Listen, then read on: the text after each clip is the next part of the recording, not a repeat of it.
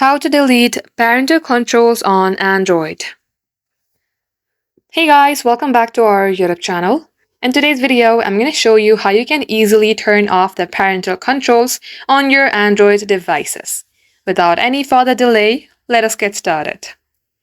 First of all, launch your Play Store application from your device.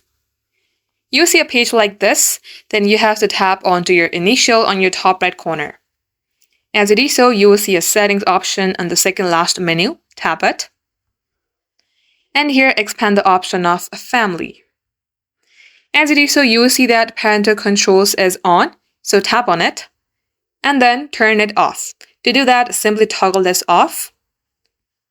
And in order to do so, first of all, you have to enter the PIN. Then tap OK. And just like so, this is how you can easily delete or disable the parental controls in your Android device. Now come back.